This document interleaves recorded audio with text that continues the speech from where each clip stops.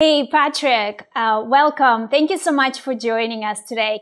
Today we have Patrick Sesko of Sesko Creative, Patrick is a branding specialist. He helps businesses and artists with their branding. And actually, earlier this year, Patrick has helped me with my branding, and it's made a huge difference in my business and how I feel about it. So I wanted to bring Patrick on the show and have him share with you the importance of branding, the common mistakes that people make, and how specifically for artists, artists can start to brand themselves. So thank you for joining us, Pat. I'm very excited to be here. Thanks for having me. Awesome. Awesome. Can you tell us a little bit about your background and what you do? Sure. So my name is Patrick Sesko. I'm a graphic designer by trade. And over the past several years, I have transitioned into a brand strategist, which is a little bit different than a graphic designer because it's more strategy that's involved in that.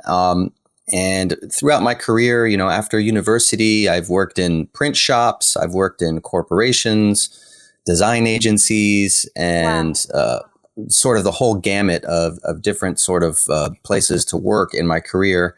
And I wasn't very fulfilled, because I was always just helping these big corporations help build their bottom lines, which was great for them. But I didn't feel like I had a sense of purpose. So over the past couple of years. Yeah, totally. And so over the past couple of years, I have discovered that I really it lights me up when I help small businesses and online entrepreneurs like ourselves, because it can really have a difference and have an impact on an individual's life. And you really see that from that standpoint. So that's kind of where I'm headed now in terms of the direction of my business is helping small businesses and online entrepreneurs build their brands so they can grow their businesses. Awesome. Wow. I can totally relate to that because I have a corporate background as well before doing art. And it felt like I wanted something more meaningful in my life. And definitely art and entrepreneurship, like together, is for me is the sweet spot. Totally. So, I totally agree. Yeah. Let's see. So you are transitioning into helping entrepreneurs and smaller brands with their business, with their branding. And so can you, from your experience, how many years have you been doing branding? Oh, gosh.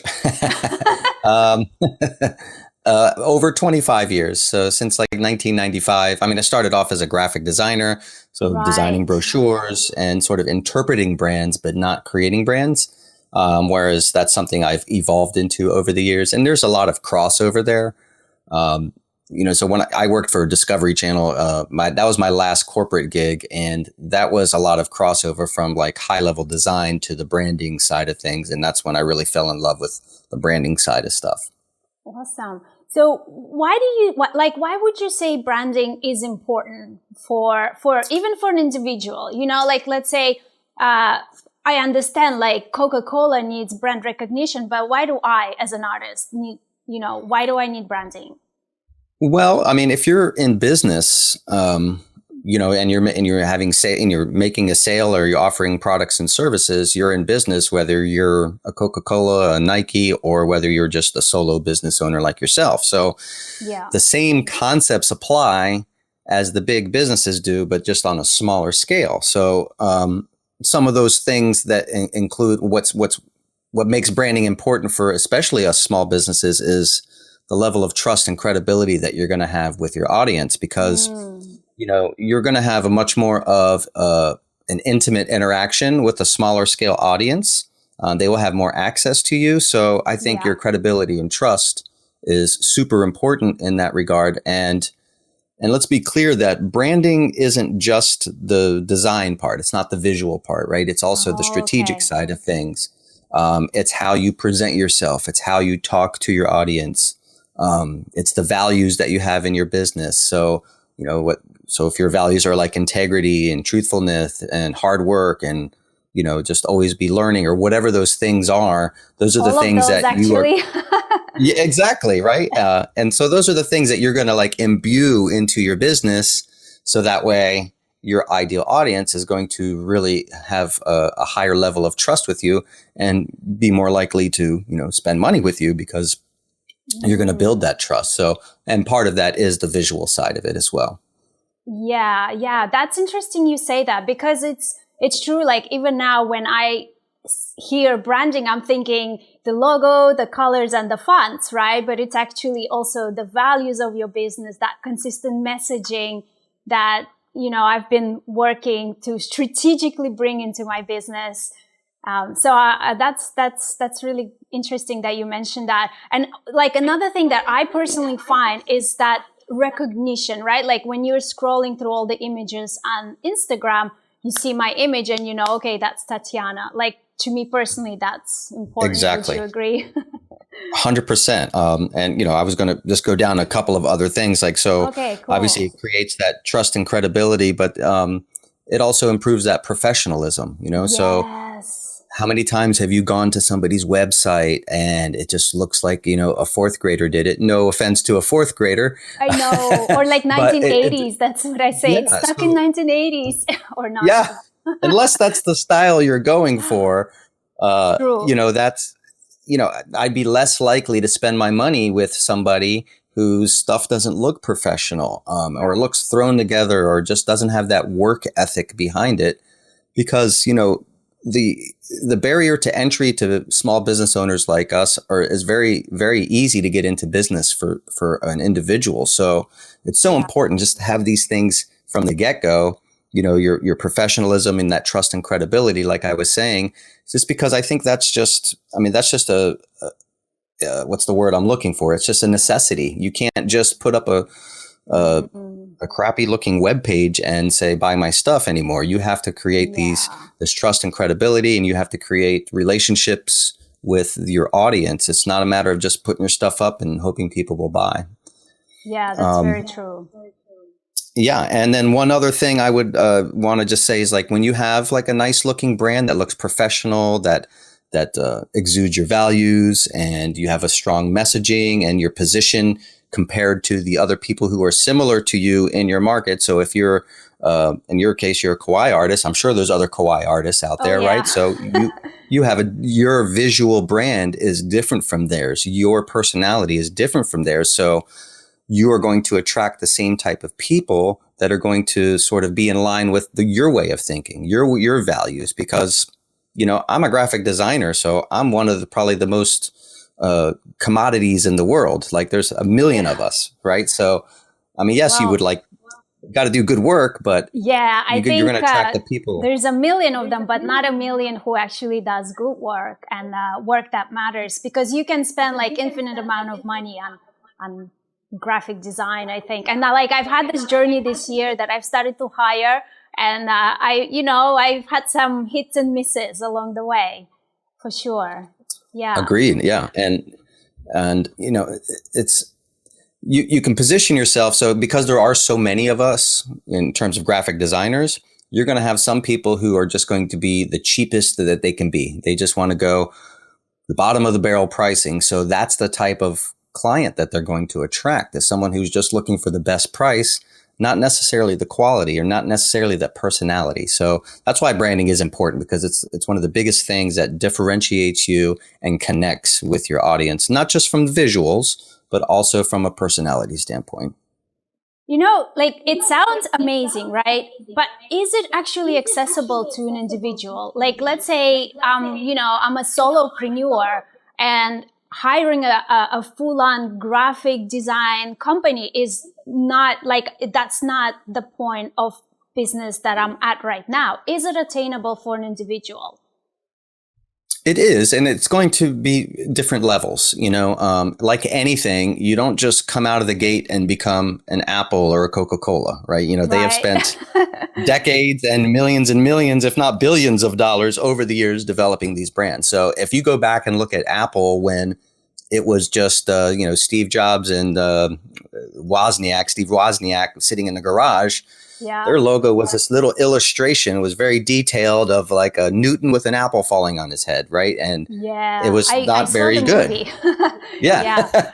So, and I'm not saying that we're all apples, but my point is you have to start somewhere. And so there's going to be different levels and tiers, just like, just like when you growing your business, you might have to bring on employees or contractors. You don't just start a business and bring employees on when you're starting solo. You build up to that. And just like with branding, you start with your basic brand. I call it the foundational brand, which is going to be like your color. When I say foundational brand, I mean the visual side anyways. Your colors, your fonts, and a simple logo. You have a workshop on that, don't you? I do, a workshop on that? Awesome. I do, yeah. So it's called the Nail Your Brand Colors and Fonts Workshop, and that helps sort of rising entrepreneurs and new business owners create this foundational brand. So that way they can at least get themselves out there to create that basic professionalism, that basic trust and authority that they have in their with their audience. That sounds really, really good. Yeah, so I'll include the link to the workshop below in the description below this video, so that if some of my viewers want to learn more about it and maybe join, they can easily find it. Yeah, so I'll be opening that up again early this quarter, probably in January, early February. So perfect. That would be awesome. Thank you. Yeah, for sure. What's your opinion on tools like Canva and like some of the pre-packaged graphic design options out there? What's your professional opinion?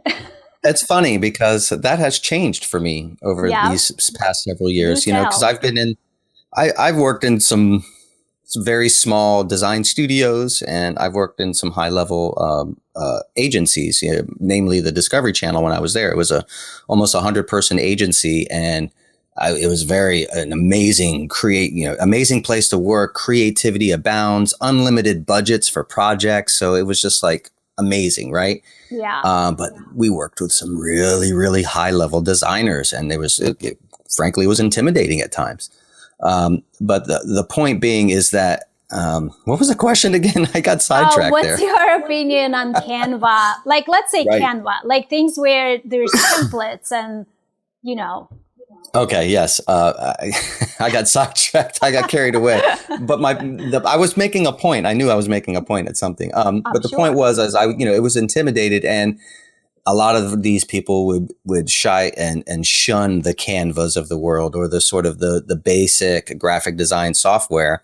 And the reality is that I believe that is sort of like an elitist way of thinking, and it's pretentious. And that's one of the reasons why I actually left corporate America, because I was so sick of the pretentiousness. And, it's like, design is design. Design isn't just how it looks, it's how it works. So, it doesn't matter how complex or how cutting edge it is, as long as it does the job that it's supposed to do. It's the outcome. I agree 100%. It doesn't matter the tool. So you could use Word. I wouldn't recommend Word. It's not my favorite. Hey, if Word is better than not having anything, right? Getting something up there. Yeah. And 100%. My mission and goal is to help people who are struggling with this part of their businesses to at least have something that's going to look professional, without all the stress and overwhelm of trying to figure it out, or feeling not so hot about their visuals when they put it out there. They don't have that pride in it. So that affects how you show up in your business. Yeah, well, I'm glad you say that, because that's my position too, that it's about the outcome. But I would say, like, it really helps, and this is from personal experience, it really helps to have an experienced person guide you through the process of selecting that initial, your colors, your fonts, your kind of like overall brand image and values. And then you can take that and use tools like Canva, or like templates, to kind of keep creating more content that's branded with your style. Yeah. And, let's face it, is that, I've kind of over the past, maybe 5 years, I've come to the realization that as technology becomes more and more advanced, my industry, my career is becoming more and more commoditized. And I used to be very bitter about that, because it was like, and now it's, because whenever I would try to get clients, they would be like, oh, and so can do this for $20. And I'm like, well, I can't make a living doing that for $20. So, yeah, but you don't give them what so-and-so gives them. I think that's my point. And that's where the branding comes in. The branding is what's going to communicate the value that you provide to your audience. So, and then when you have an increased perceived value, you can charge more for your stuff or for your services. Yeah. So that's one of the biggest reasons why branding is so important, is that it really increases that perceived value. Yeah, well, I think it's perceived and its actual value too, because I truly in my heart believe that it's helpful for my audience to instantly recognize my stuff, right? So that they're not confused. Like it brings clarity, recognition, trust, all of these things. Absolutely. Yeah. And when I say perceived, I just mean from the perspective of your audience, right? So if I position myself as, hey, I have, I can do this for $20, then they're not going to perceive that it's valuable because it's only $20. Yeah. But if you know what I mean? So that's what I mean by perceive from your audience, not like, of course I believe that it's worth a lot of money. I know that it is, like I've worked with you already for this past year, and I can 100% say that it has been transformational, like to even understand that there is such thing as brand and image and all of these things. So yeah, for sure.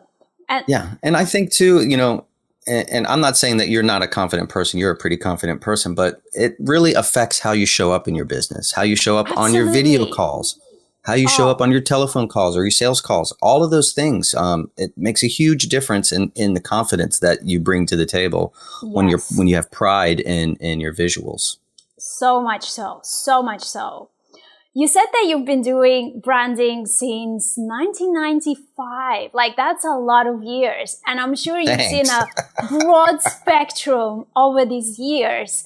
Like, what are some of the common patterns or mistakes do you see people doing that we can sort of avoid if we know about them? Like, what are some of the common mistakes? I think one of the biggest mistakes is people putting too much stock in a logo, right? You may have heard the term, your brand is not your logo, right? Your brand is more than just your logo. Your brand is actually the gut feeling that your audience has about you. And it's how you put yourself out there that you can help control, I don't want to say control, but influence the way they think about you. So that's kind of the overarching meaning of branding. It's not a tangible thing. Whereas, your logo and your colors and your fonts are the tangible part of it. But I think people put the very first thing that a lot of new business owners do is like, oh, I need to get a logo done. And that's not really true. And it costs a lot of money. Like a good logo could cost thousands. Yes. Well, that's the thing. Like if you go through the brand strategy side of things and do the strategic way of creating the visual brand, then yes, it's going to cost more money because you're going to have a specialist doing that for you. If you want just a logo, then, you're going to end up going to your contest sites and your Fivers and, those kinds of things. And, to each his own. I don't agree with those, but I certainly don't judge other people for doing that. Everybody has their own decisions to make in their own businesses. And if that's what works for them, that's what they need to do. Yeah, it's that thing again about the outcome, right? Like the point is get a logo, some logo. Like for many well, you look years, at my logo was just like a typed out name with a font, and that was it. Well, you look at some of the biggest names in the marketing industry, like Amy Porterfield. Right? Her logo is just her name in a font that's been created into a graphic, and it's the same everywhere she puts her stuff. That's right. And it's just that visual feel that she has. So don't put too much faith in that logo in the beginning. I think a logo is important, but I think logos should also be very simple, especially for like artists and personal brands. For a business, like where business is not the name of the person, then I think a conceptual type of logo, like the Nike swoosh, or I'm trying to think of another one like that's escaping me, but the Nike swoosh is conceptual, right? Because of the Greek god. Well, I have to credit you. The speech bubble that I use with a little heart, the pink bubble. Like I credit that to you. That came out in our kind of like brainstorming sessions, and then you presented me with a concept and it had that, and I was like, oh, I really love this. And I love been that. growing on me so much. Like I put it in photos. I think of that as the symbol for my business. And like when I do commissions, I usually include that somewhere, like a little speech bubble with a heart. Yeah, so that's. I mean, it totally fits with the style of illustration that you do. This Kawaii. It was amazing. It's amazing. I love how your brand has evolved over this past year. It's truly amazing. Yeah, so good. Okay, so mistake number one was not to put too much importance in just the logo, like especially not in the beginning. Yeah. So I say focus on your brand personality, your values, and then pick a color palette that's going to sort of represent those. And, some of it's based in science, but a lot of it is subjective. So, if you like the color blue, try to find a tone of blue that would sort of help represent your values, right? Certain colors kind of represent certain things. And it's interesting because, you're in Australia. So I'm curious as to how, because sometimes different colors will mean different things too. So, sure. Red means something different in Japan than it does in, say, the United States, for instance. So, pick colors that are going to be a little bit representative of your personality, but also things that will help convey like your values, right? And 2 to 3 colors maximum. Yes. Pick a font, a similar font that's going to sort of, if you have a very vibrant personality, then you might want to pick a fun font. But if you're very stoic and conservative, you might want to pick a very simple, conservative looking font. So those kinds of things don't overthink them. You know what I mean? Yeah. You know what I discovered in this process is that trust your taste. Trust your taste. Trust what you like. So for me, the branding journey has been finding these outrageous fonts and really bright colors, and then having a professional like you kind of create a consistent, like a coherent thing out of them. But ultimately, it starts with my taste, and then, polishing that. So, and eliminating the extra, right? Like, so correct. That there's not too and I was many actually going to things go going into on. my next mistake that usually new design or new entrepreneurs do is they're not consistent with what they put out there, right? Yes. But when you're starting out, even if it's something very simple, even if it's black text on a white box, use that same font every single time. You know what I mean? And that way it's just the same. And it's not to say that it can't evolve over time. Yeah, right? I was going to say that. What happens if I don't like it next week or next month? How do I Well, I mean, I wouldn't suggest changing it up that quickly, but that's why it's important to start simply, because if you do change it, you're not making these humongous changes in your brand, right? So it's it's an evolution, and it's going to happen. You see plenty of people do it. It evolves. Yeah, but it's just brands. but it's like to go from week to week to change this or pick a design here because you like that and pick a design there. And one of the things I tell my audience is that if you're getting sick and tired of your brand, is you're probably doing it right, because your audience is not exposed to your brand as much as you are. You're in the middle of it day in and day out, night and day, right? You're making graphics, you're doing websites, you're doing emails all day long, every day. So you're looking at it nonstop. So that's why it's so important to pick something you like, because you're going to be living and breathing this for a long time. Like, yes. Agreed. Right. But naturally, even though you pick something you like, naturally, you're going to get a little bit tired of it. Right. Yeah. Just like your favorite song. If you were to listen to that over and over and over again, you'd probably get a little tired of it. Yeah. So it's kind of the same thing with your branding. But I always say that if you're sick of it, you're most likely doing it right, because your audience is not exposed to it day in and day out, right? Right. Yeah, that's good to know. Yeah. And then the importance and the importance of being consistent is your audience has to be exposed to your brand like 5 to 7 times at a minimum, before they even start to remember your brand. Wow. So if you're not consistent, so if you're not using the same colors, the same logo, the same fonts, the same sort of design sensibility, they're not going to make that connection with you, right? Mm-hmm. This is a subconscious thing. It's not so if you have one design here and then the next week you're doing a different design, and then, people are seeing your stuff on social media or on ads or what have you, or even your website, if it's not consistent, they will not have that sort of, they won't be like ingrained into their brain. Yeah. Makes sense. Makes sense. So do you have and one last other thing I will say, I'm sorry, go ahead. Yeah. Do you have other mistakes to share, like common mistakes? Copying off of a competitor. I see a lot of people doing that, just copying these styles because that's what's trendy. And you see that a lot online. And I've seen a lot of that lately because you have some of the big names who are very successful. So it's okay to want to model somebody who is, successful, and you want to emulate them, but to copy them right out and have your stuff looks like their stuff, it causes brand confusion. And it won't last. Yeah, it doesn't benefit anyone, really. Well, it doesn't. The only person I wouldn't even say it benefits. It could be beneficial or detrimental to the person that you're copying. So if you're copying somebody who's super successful and you're trying to ride the coattails, if you will, off of their brand, but you are not a good business person, or your product does not nearly as high quality, that could actually harm the perception of the person that you're copying. That's why people are very protective of their visuals or their logos and things like that, because if somebody is representing or misrepresenting themselves as somebody else, then it can cause damage to the other company. But then, you're talking higher level entrepreneurs at this point. But for the starting entrepreneur, I would suggest highly just use ideas from others as inspiration, but don't just copy directly. Yeah, exactly. Yeah. And I don't think it would last. Like, that's the thing. If I was to take on an Apple logo right now, I don't think that would be better than my little heart bubble, for me as the business, because it will be confusing.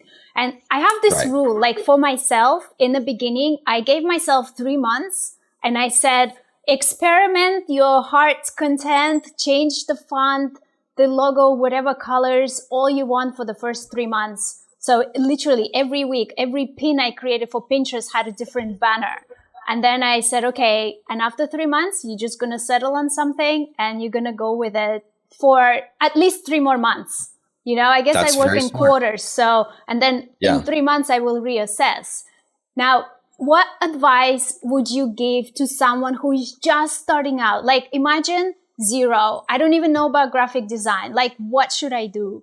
I'm an artist. Or let's say I'm an aspiring artist illustrator. I've started to draw.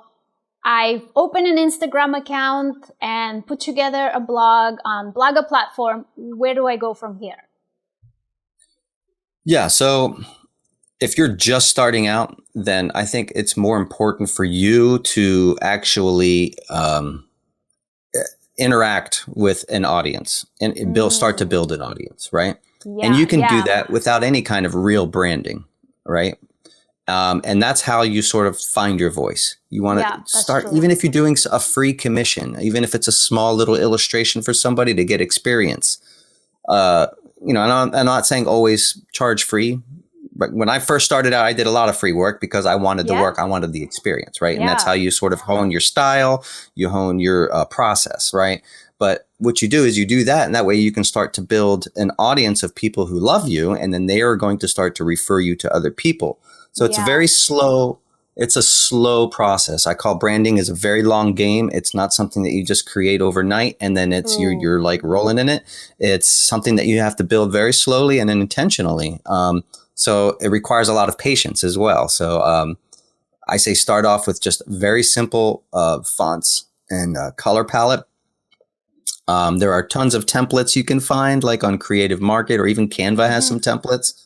Even if you were to start with one of those, they may not be the most ideal for your brand as it evolves, but it's a starting place, and it is something that at least looks decent, looks professional, and it's something that you can, customize to your own brand colors. And in fact, I'm going to be building some brand templates like that, specifically for online entrepreneurs that will, people don't have the budget to hire somebody or take, a $2,000 course, but they might have a budget for like a $200 template pack that they can customize with a color palette and a font without having to think about it too much. That's awesome. That is such a good idea for like a starter kit. Yeah.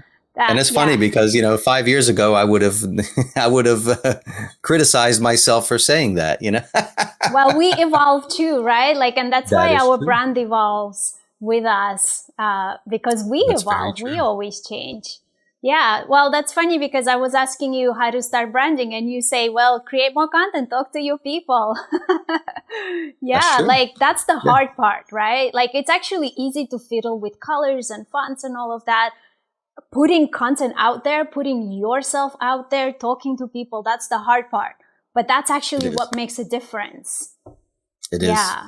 Yeah. Cool. Wow. Awesome. Now, you mentioned to me before we got on live that you have a fun little game to play to show with branding. So I'm curious, how does it work and what do we do?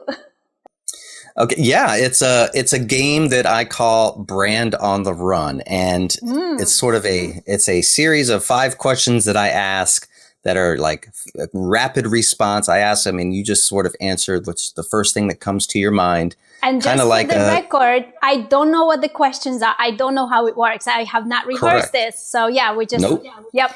Yeah. So it would defeat the purpose if I told you what the questions were, right? Yeah. Like you just said, we're going to do a fun little game at the end. So let's do it. Yeah. All right. So I asked these series of 5 questions and the whole purpose of this is to demonstrate the power of branding, right? So I'm going to start off here. What brand comes to mind when you think of the color blue? Blue. Oh gosh. Something with water, like aqua something. No, like water specifically bottle. a company, there's a specific company or brand that comes to mind when you think of the color blue. Okay. Color blue. Well, I would actually say Pepsi. Okay, that's perfect. Yeah. What singer or musician comes to mind when I say the word diva? Diva. Beyonce. Okay. I'm going to put you on the spot here, so you do the best that you can. Recite or sing the first slogan or jingle that comes to your mind. You're worth it. What brand is that? Because you're worth it. It's some makeup. Oh, that's Maybelline, I think that is. Yeah, I think so. Because you're worth it. Yes. Yep. Nice. Okay. What color is Coke? Red. Exactly. All right. And then now this is where it gets tricky because I know you're in Australia, so I don't know if these some of these brands have the same slogans, but I'm going to recite a slogan and you're going to see if you can guess what brand it's from. Okay. Okay. What brand do you think of when I say I'm loving it? Oh, McDonald's. There you go. Yeah, totally. Yeah. And that's just to show like all of these little things in our everyday lives. We're just inundated with this advertising and branding that you can think of these things. Just when you think of blue, you think of Pepsi. When you think of red, you think of Coke. Yes. Yeah.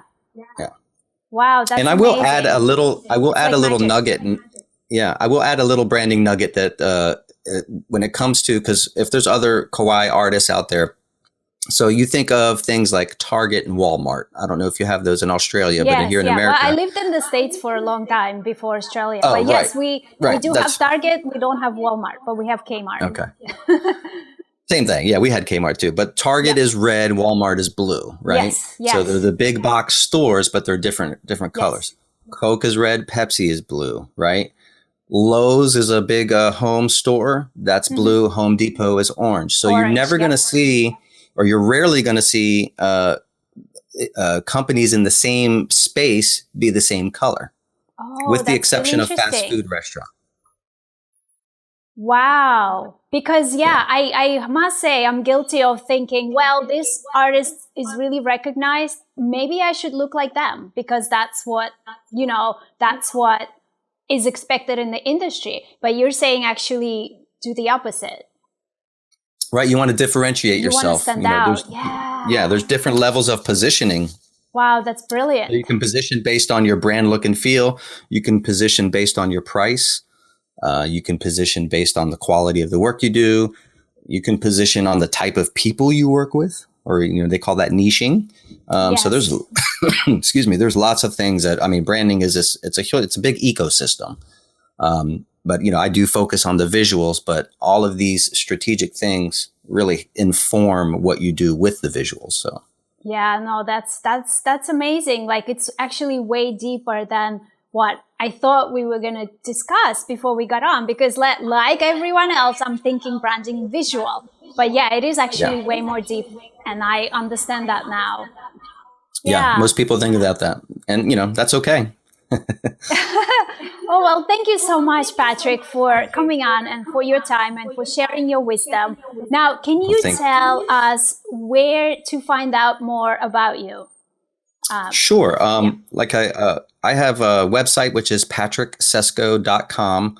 And there's a couple of ways you can just contact me directly if you have any questions. I'm pretty accessible, as well as on my Facebook page. And if you want to see some of the work I've done, my agency site is sesko.com. That's sesko.com. Yep, I'll put all of the links below. Okay. Yep. Cool. Awesome. Well, any closing thoughts?